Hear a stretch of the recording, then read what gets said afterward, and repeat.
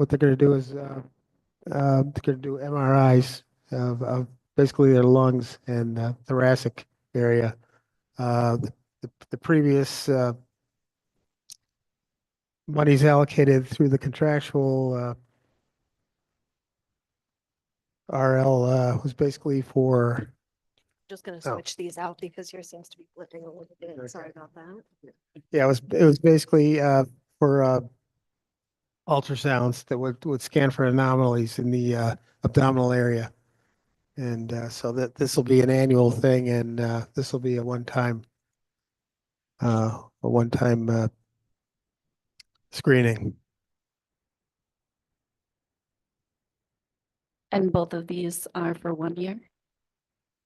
The AFG grant is for 1 year. Um, the the first one will be annual.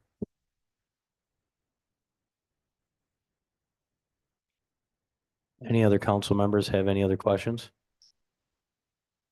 Yeah, Chief, does this cover retired firefighters as well, or is it only people that are active? Yes, I believe it will cover certain retired firefighters that were recently retired, not going way back, but maybe within a year or two. Okay. Yeah. Thank you. Any other questions? On Fire Chief. Thank you. Thanks for having me. And thank you for your service. So next will be in rules and procedures with Chairman Council Member Matovetsky, and the presenter will be Robert Heary of Corporate Counsel on RL 25-48. Thank you. Can you talk us through RL 25-48, a local law to amend Chapter 295 of the Code of the City of Binghamton requirements for submitting notice of defects? Sure. So the proposed changes are in response to a recent New York State Court of Appeals case that dealt with the language of these local laws dealing with notices of defect. And this is the proposed changes are simply a response to what the Court of Appeals said in that case, and it brings it into what sort of the new way of having these written out is for municipalities. So the proposed updates are based off a draft that NICOM circulated to all of its member organizations. We also looked at the City of Albany and what they did in response to the Court of Appeals case and the local law that they passed. So those are what the changes reflect, are those changes that everyone else is kind of moving towards. Thank you. Any other questions? Yeah, I'm curious, is there anyone moving toward, I mean, I look at this, it almost seems like a step backwards in time. Like, I would like there to be an official electronic way to report defects to the city that is officially recognized. I want the city to be on its toes in terms of notification.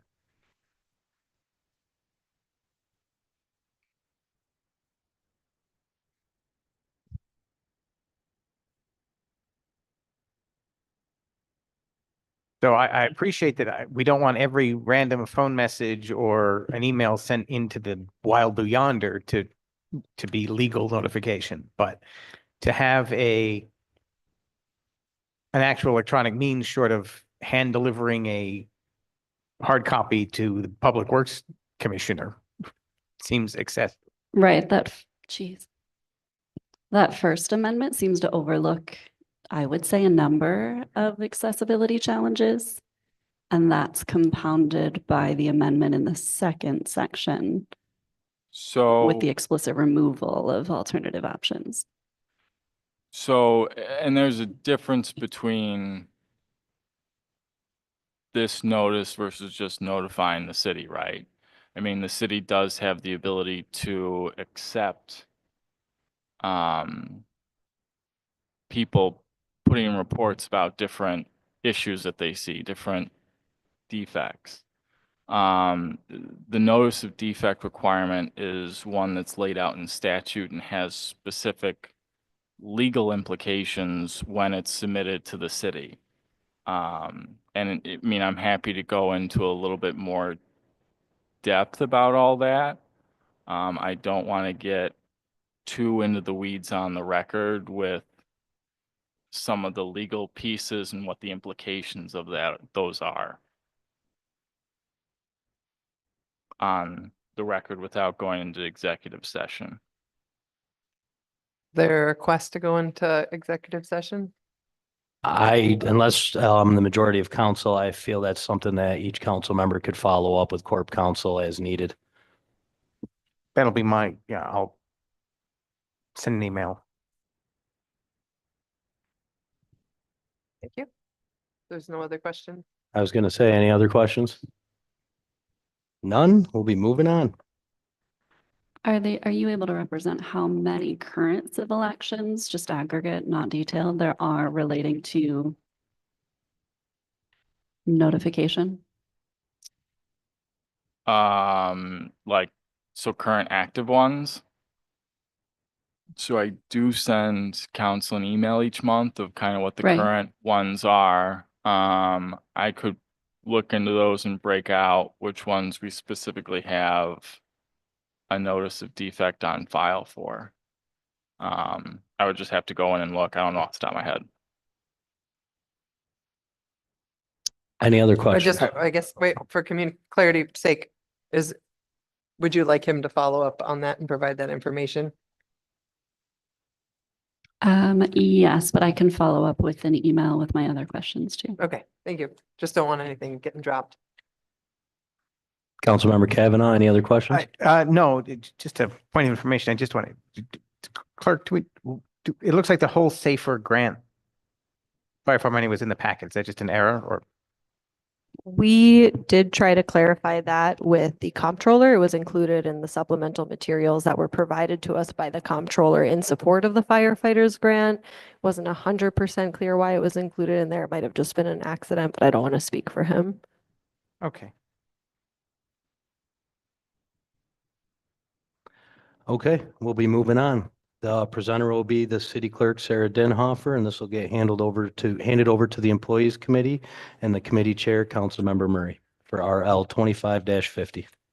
Okay, so an ordinance to amend the 2025 clerk's office budget for responsibility adjustments.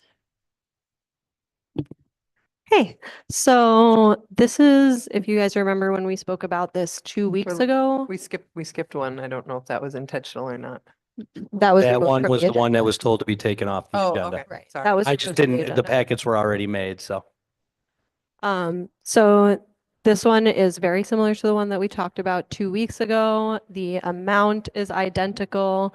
The length of time is identical. However, upon consultation with Corporation Counsel, we did re-examine the justifications underlying this request and expanded them to not only include increased labor load at absence of a licensing clerk, but also to include that there are work responsibilities being placed upon the senior licensing clerk that do not fall into their current job description, and that the other position in the office remains unfilled, meaning that this person performing multiple job duties does actually save the office money in the meantime.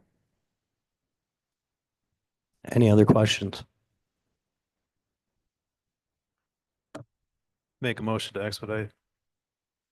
Hearing a motion to expedite, can I have a second, please? Second. Having a motion and a second, Madam Clerk, can we do a roll call? Any discussion? Sorry. You want a discussion on the expedition? Seeing none, roll call, please. Councilmember Rathmel, Aye. Councilmember, Aye. Aye. Councilmember Murray. Aye. Councilmember Middleton is absent. Councilmember Kavanaugh. Aye. Council President Dundon. Aye. Thank you. That is 6-0. So any other discussion on the RL? Hearing none, can I get a motion to adjourn? Mr. President, we have some we do have some unexpected guests from Siemens. And I know that there's some outstanding questions on the agreement. And I think we also have Dr. Burling dropping in from planning. So if we could take a few minutes, if anyone has further questions for them since they made the trip in. Yeah, I didn't know if that was something council wanted to do on the record or if that was something each individual council member wanted to do after the meeting. Seeing that they were never given proper time to be put on the agenda. Are we, I guess that's are we allowed to? It's a work session. Yeah, it is a work session. We can. Okay. So, well, then I'll assume you made a motion to give them time to answer questions. Having a Consider it motion, can I have a second? Second. So having a motion and a second, can we do a roll call of all the members in favor of giving them time to answer questions? Councilmember Rathmel. Councilmember Matavetsky. Aye. Councilmember Hotchkiss. Aye. Councilmember Murray. Councilmember Middleton is absent. Councilmember Kavanaugh. Aye. Council President Dundon. Aye. Thank you. It is 6-0. Well, seeing that Siemens is here with Dr. Juliette Burling, would you like to come on down?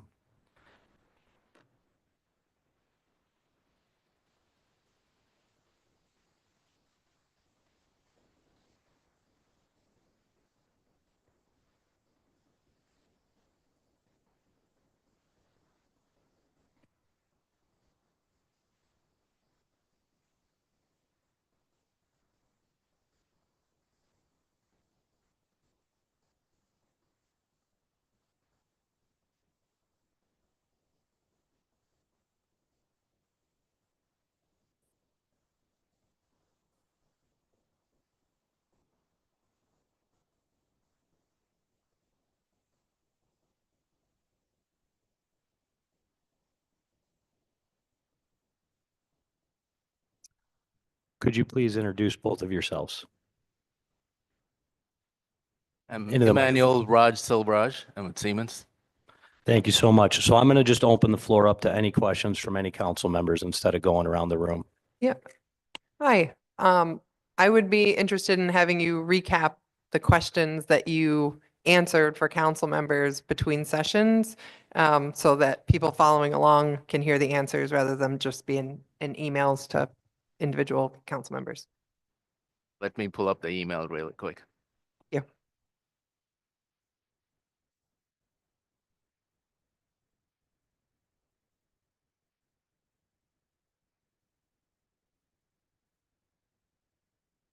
Thank you for taking the time to respond to lots of questions.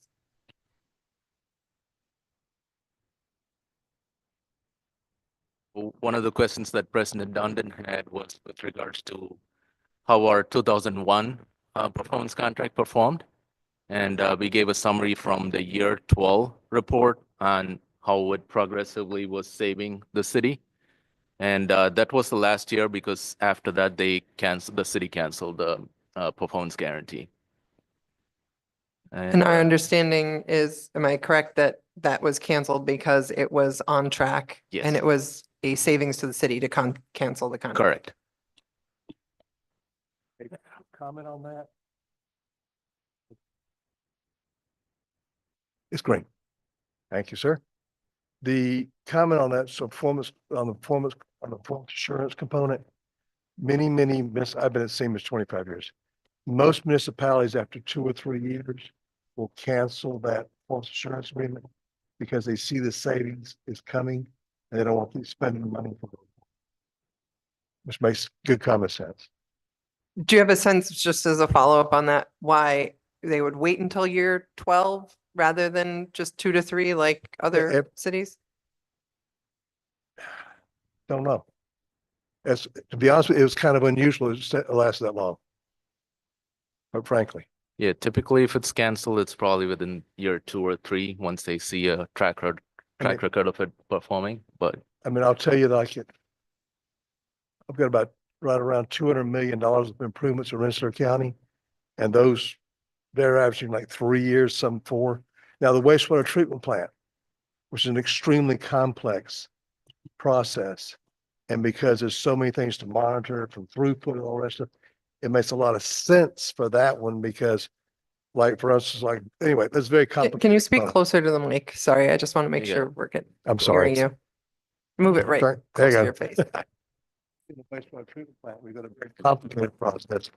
We want to monitor it.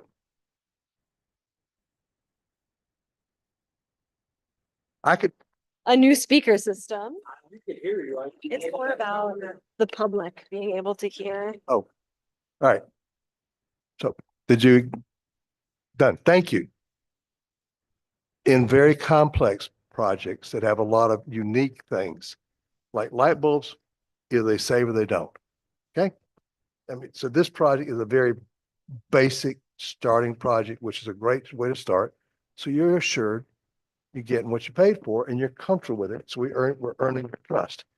But when you get into like a wastewater treatment plant, where you've got throughput, which is a constant changing from what in the process, like just, I mean, like baby wipes and all, it's changing the way. COVID completely changed wastewater.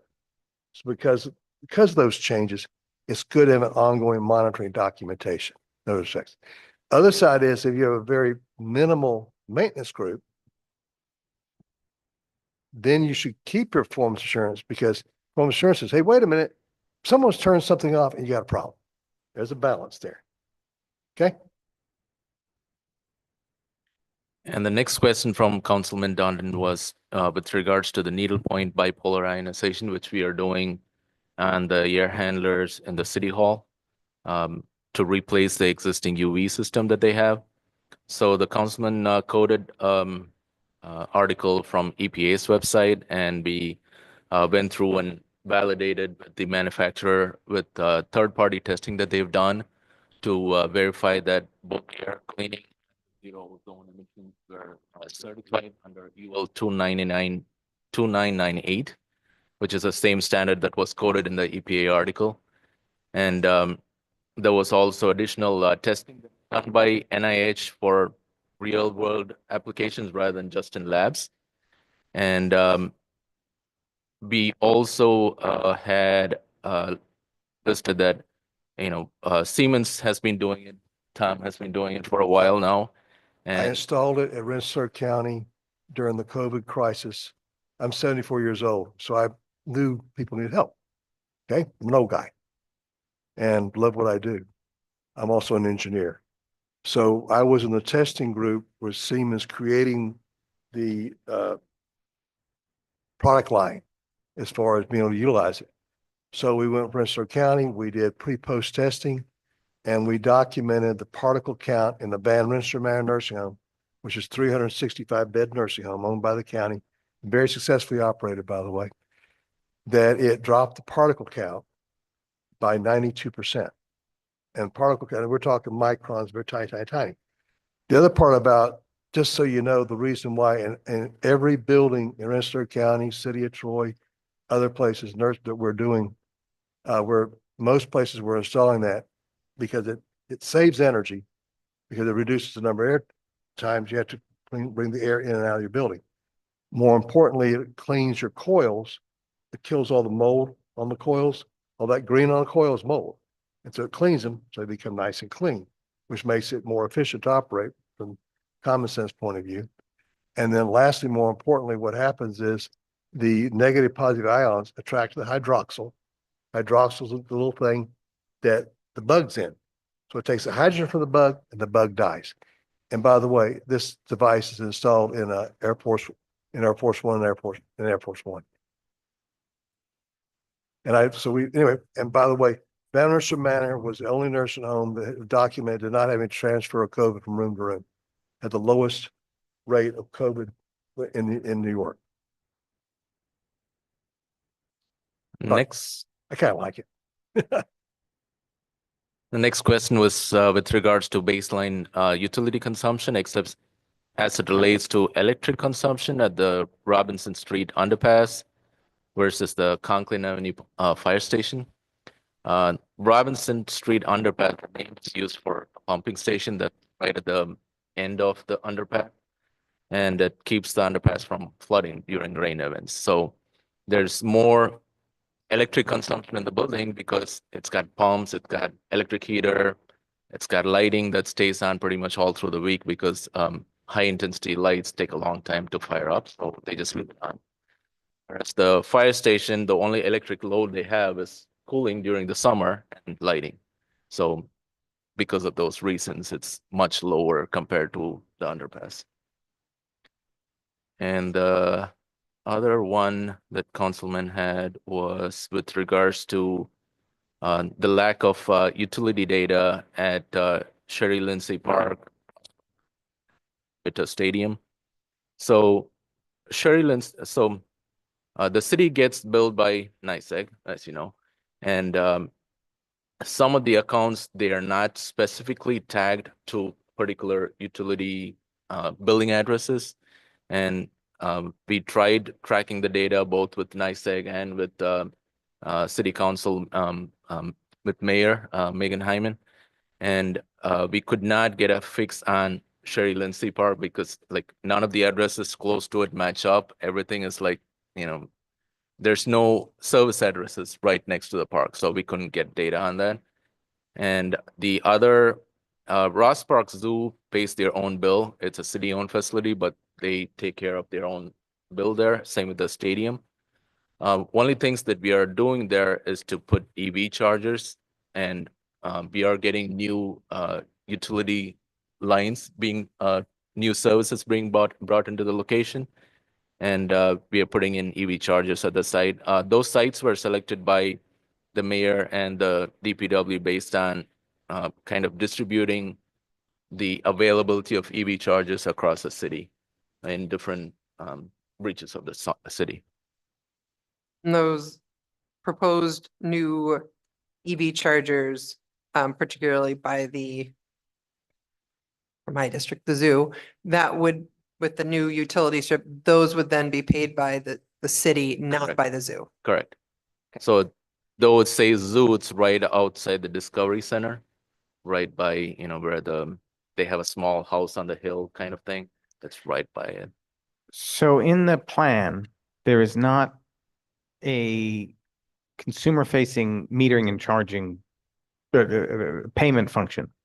So we have EV chargers, I believe, only at Recreation Park right Correct. now. Correct. How much do those cost us a month in electricity? I do not have that data right in front of me, but I can get it to you. I know Chris Gatt, he's not with us today. He pulled that data off of your billing system, and we do have that data. I can send it to you. Because we don't, as far as I know, currently have a plan to start charging for this service. So that cost is going to be a cost to the city to the tune of 40 new chargers. So maybe Dr. Berling, do you want to, is there a, what's the plan going forward? Because right now we see ourselves digging a hole. Pull up the chair. Yeah.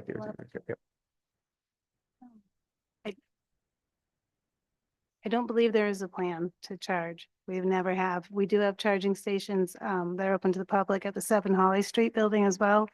That is managed by ChargePoint. So we have a dashboard for that. I can pull the data and let you know how much energy is being used for those. There's 2 double-sided charging stations there. And then we have one also managed by ChargePoint at the 69 Collier Street flat lot. So I can get that data for you. The one at Rec Park wasn't put in by ChargePoint. It's not on a dashboard that I'm familiar with. So if you guys can find that data, I can get the others.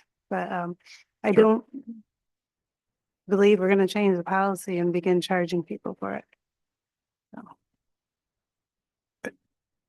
I think, I have questions around this because I think like the overall, the contract is we're spending money to save money, and overall we'll save money except for the car chargers, which will ultimately just be spending more money. Like there's no like gain for the city in terms of like efficiency.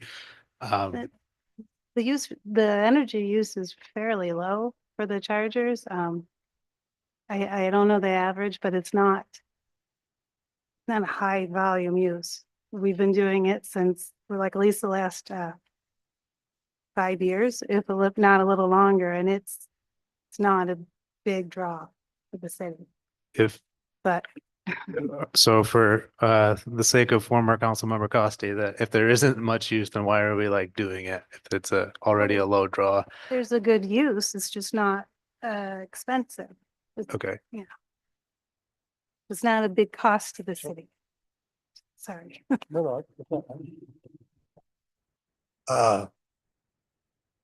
most municipalities are, because EV charging is becoming more and more popular and actually needed to a great extent. Well, Siemens, I'll give you an example. Siemens corporate has dictated all of our cars are total electric now, except me. I've got a Volvo plug-in hybrid, but that was because I had it a while. When my car gets turned over, I will have a Chevy Equinox total electric. So no choice. That's what Siemens is doing. A lot of the major corporations have been doing that. But most municipalities, like most utilities I'm dealing with, do have this systems has the ability to charge, right? They have the ability to charge. So it's your choice whether you make a revenue or not. That's kind of out of my ability, but it's a good service.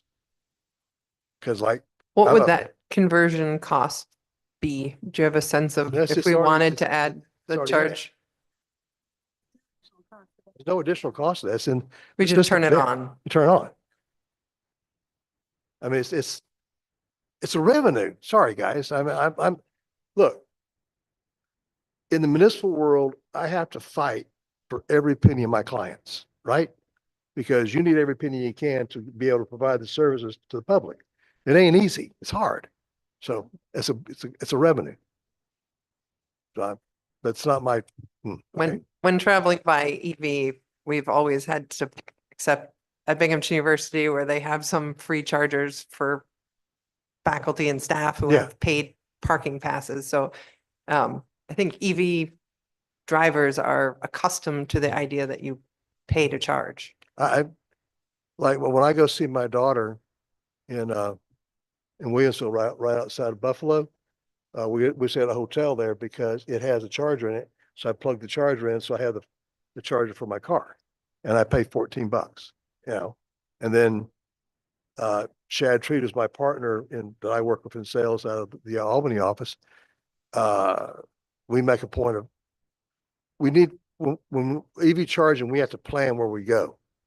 Quite honestly, it's kind of weird, but you get used to it. Sorry, You get used to it. We ran revenue models. What was on this thing? I was just gonna, Should we send them a copy of the revenue model? we can, so Do. conservatively, if you say like each charger gets one charge per week, Charge a week. on all of them. So there's 42 that we are planning on. And based on conservative numbers, that's worth about $17,000. 17,800-ish. Pay for the electric, Say that again? which would pay for the Which would pay electric for the installation right. of them. Right. But we are not counting that in our project. So it's up to the city, whenever you choose to, you can Was that an annual or a monthly payment? annual. Okay. So all right, let's make, just so he can tell you some numbers. If you got a charging stations, how many charges a week would you think someone would plug in a normal? If they're free, somebody's going to plug into them every night of the week. That's the point. But if they're not free, they're still going to plug into them, so you need them. So why don't we say, what? 2 times a day, 5 times a week? Would that be just 10 times a week? What's that? So give me 10 a week. That's 170,000. It's 170,000 a year in revenue. Wouldn't that only be in revenue if it was a meter charger? If it's a free charger, wouldn't that be cost? They're saying that the meter charger in there, we just have to turn it on at no cost. It's just a matter of city policy. Well, if the city chooses to turn it on, we could turn it on. I mean, I'll just put this on the record. So one of my biggest concerns is that the city in the contract opted to do the maintenance of all installed equipment. And maintenance issues of ECM or energy conservation measure connected equipment can affect the effectiveness, resulting in a worst case scenario, which could either violate the contract terms and conditions such that Siemens can no longer guarantee a savings. So we will be responsible for all the maintenance, and I have yet to dig into what our maintenance plans are going to be. But if the city doesn't follow through on their end, we're still going to be on the hook for a 20-year contract that we won't even be living up to the effectiveness of that equipment, because if I can remember the contract correctly off the top of my head, the city only has 30 days to say if there's anything defective or anything wrong in their maintenance upkeep, and then it's no longer under Siemens what the heck, insurance. It's no longer covered under the insurance, and it's now at the cost of the city to replace that equipment.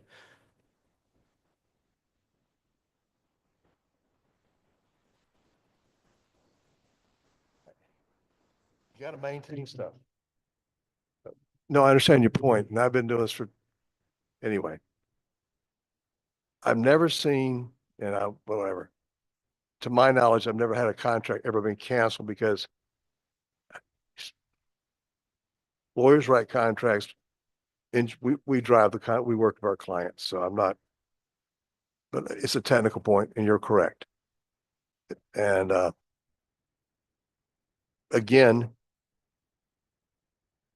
those are things you have to have a little common sense on how we work together on it.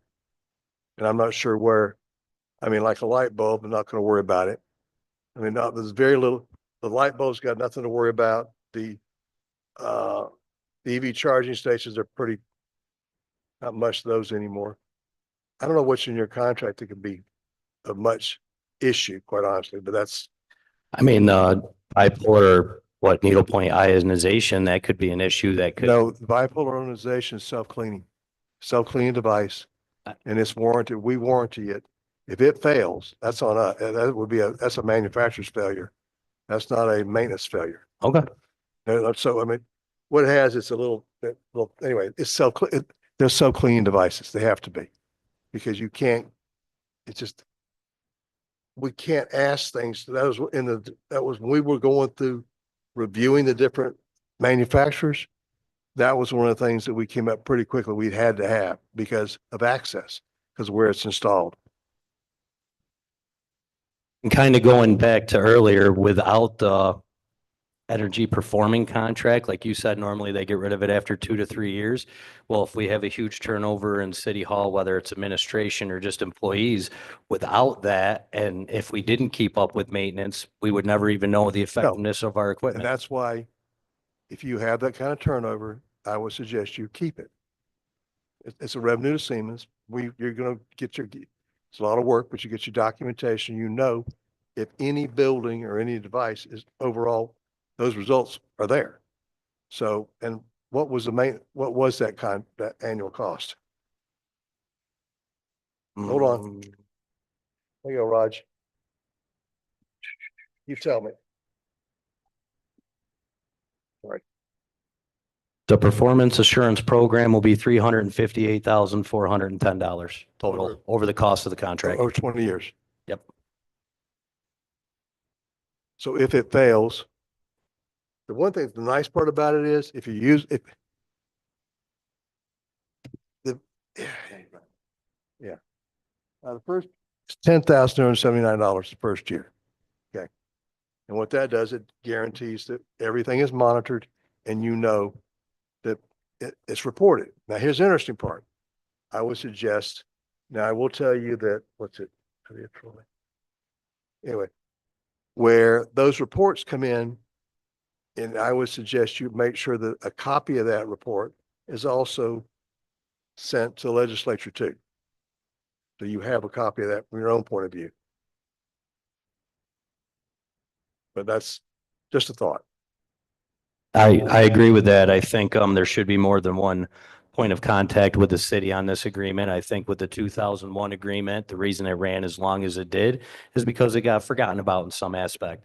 And that's what gives me a lot of hesitation on moving this contract forward and watching my grandkids pay taxes on it when somebody could come along in 3 or 4 years and not even know what's going on with this. The interesting part is, so you know, in the past, Dan Lynch was the guy who sold it, and I was an engineer.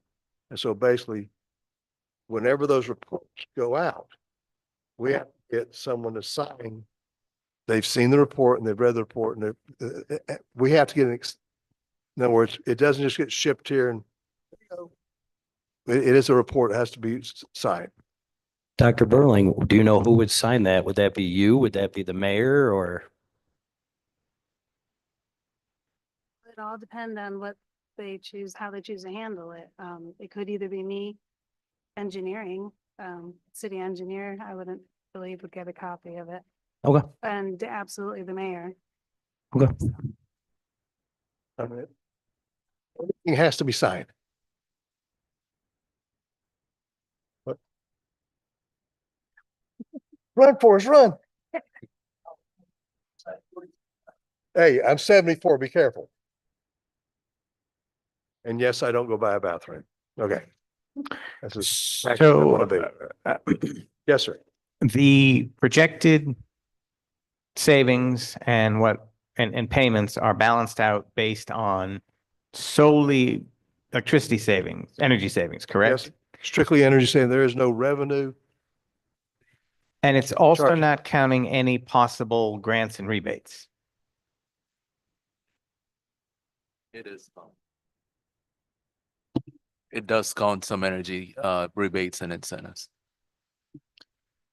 Which ones? So what, how much of this is reliant on funding we don't know we're going to get, I guess is the question.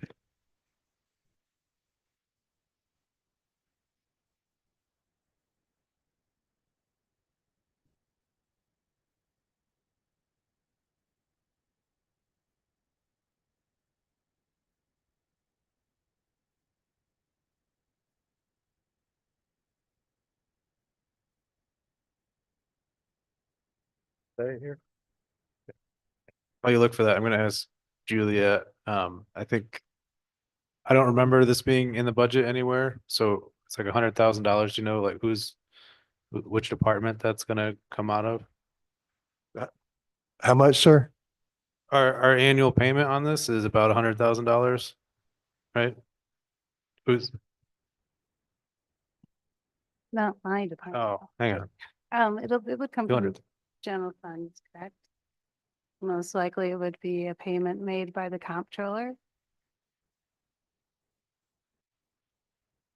So there wouldn't be any payments due this year. The payments would start next year. So as part of next year's budget, most likely what would happen is we'd create a specific budget line for payment for this. Is my understanding that it wouldn't come out of an existing budget line, that we create a specific budget line for it for next year's budget. The entire project's installed, validated, commissioned, and tested and accepted. Then payments, which is normal. You know, it's like, that's one reason like we use union electricians and union plumbers, because they're highly trained, and we have to make sure that what we do is we gotta have the right staff to do it right. Otherwise, Siemens will be eating a lot of things. I mean, How the city has sets up the management aspect of the project. For my grants, I submit payment requests and get the money back in for the city. I can do that for this as well. But it just, that part of it would be managed by the city, whoever they designate to do it, but it would. So it would be set up so that we would reduce the budget lines of where the money is coming out currently for the inefficient systems or less efficient systems that we have. And then we would cut their budgets down and pull that money to a different line to pay for this. Is that how this is perceived as working? I would need Chuck here for that, but what I was envisioning is the realized savings would be totaled and accumulated, you know, the cost avoidance by having a more energy efficient system. And that would offset the payments, where the actual money from the general funds comes from to finish paying it, that that would be determined by our budget for next year. Right. Yeah, so the idea is that you're having reduced utility costs. And so rather than having to allocate as much funds for those expenses, the savings would get moved into the new budget line to pay for the improvements. Right. That's But Corp Counsel, aren't we borrowing money to do that? And it's going in an escrow account that's on the first part of that contract before the master performance contract? That's why it's 20 years of payments on February 1st and August 1st every year, with next year's payment of $132,711 in direct interest. How close was I, Nate? 10 cents. Close, pretty close. You're off by a couple $100. So correct, as part of this agreement, there's a lease piece. So rather than the city going out and bonding for this and fronting all of the money to pay for it at once, the city would be entering into the 20-year lease agreement with Siemens, which is what the payments would be, those semi-annual payments.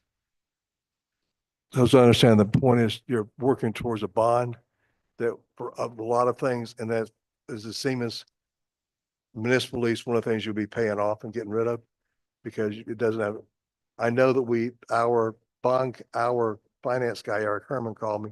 He said to make sure I understood that when you do this bout, there is no prepayment penalty stuff. We've got that worked out. And just for council to know, as they complete each part of the project, they will have a work order signed off that says they completed it, like he was saying that they've tested it, and then it'll get signed off for the city for the next phase. So the whole idea is to do this over the next year and be finished up hopefully by the time the payments would kick in February 1st of next year. Correct, sir. The other thing is the total incentive is, I can't read it. What is that? You read it. It's Get better eyes. 333,000, and it comes from NYSEG for portions, and then the other portion is from NYSERDA for the EV revenue. Those are basically. Both those monies are already in place with both NYSEG and NYSERDA, and we'll be applying off of that. So there's no. Is any of that amount from NYSERDA what'll go to the actual contractor that's building the EV, or is that totally separate incentives? Portions of it goes to them to reduce the cost of the EV, and portions come to you. Okay. So there's, I've definitely read through it more than once. I can see that. Yeah, good. Thank you. so there was no federal funding sources No. outlined? No. Okay. We walked away from that. When? Huh? When? During the, because we could never get a firm commitment. We can't bring you something we don't have firm commitments for. In those respects. They didn't, it wasn't a guarantee. Wasn't a guarantee. Okay.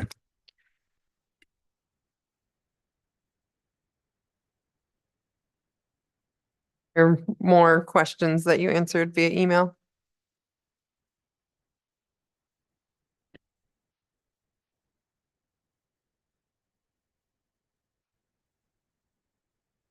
Do we know that, are we moving forward to contracts at the next meeting? That will be up to the majority of council on if, the way our process works, if you have a certain amount of, council members sign on, then it'll go to the floor to be voted on. Okay. So I do appreciate all the work you guys have put into this. And I do think some of it is very good and definitely needed. Some of it, the construction side of me will always question a little bit. Of course. But I think you guys have done a great job even in answering my questions, and I thank you for that.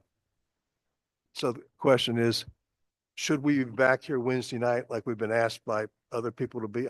If you want us here Wednesday night, we'll be here. Leave me your contact information and I can email you. Okay. That way you guys don't make a trip if it's not going to be on the floor. I don't know what's going to happen at this point. I live in Saratoga Springs, so I would really appreciate that, sir. Absolutely. Thank you for making the trip today. Well worth it. And Vanessa, did we address the questions you sent this evening? I think for the most part, I it's just okay forwarded them. because I know I sent mine pretty late. So, I forwarded them on to. oh, Raj. I appreciate that. Thank you. I guess it sounded like there was some possible interest in if there was payment set up for the charging stations to offset the cost. Was there, I don't want to speak for anybody else, but it sounded like maybe this was more of interest if there was a revenue generator than if there wasn't. And I'm curious it's- about the communication path forward with the mayor's office, I mean, if it's that clear- change were to be made. That's an option. And Right. something we could do through legislation if we need to, but Right. I would also, but I would like park it's costing us now. So you have those, you have that data. We can send you a, Was on my list of who do here you, today. he's got a chart that shows. Okay, average revenues from other places using your utility base. This is net. So we can send you a chart of that. You all look at just as an example, okay? And then you can increase and decrease it on your will. Set the rate. We can set our own rate. Right. No, but I want to know, so mean, that that's without, just without me. doing anything, these are going in for use for free. So I want to know what that would potentially cost us, given the use of the stuff we are already have in Correct. place. Yeah, We understand, sir. yeah. Okay, thank you. Yeah, I feel like I've never not seen the charger in use at Rec Park.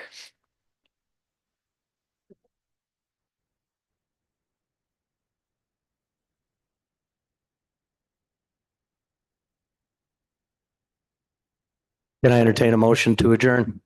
Motion. All in favor? Wait, Second, Second? Sorry. Can I have a second? Councilmember Matavetsky. All in favor? Aye. aye. Aye. Meeting adjourned.